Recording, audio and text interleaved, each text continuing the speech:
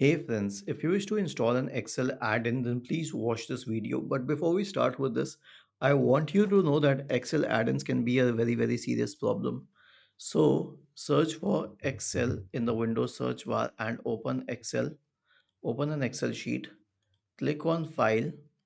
Now select Options and then go to the add-in section. Okay, go to add-ins. Now, before we proceed further, the add-ins are mentioned here, the inactive ones and the active ones. So you can change it to COM add-ins, which are the most popular one. You can also check other options depending upon what you prefer. Click on Go.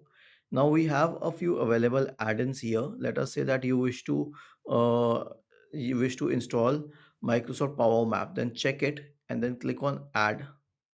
Oh, sorry. Then click on OK. Okay, and this will add the add-in. But let us say that you wanted to add an add-in locally.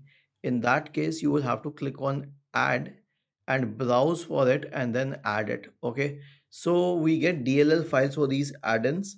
You can download them from wherever you want to and then you can add it. So this is what you can do. But personally, I prefer to keep all of these add-ins disabled and then I click on remove and then I click on OK. So that's what I do.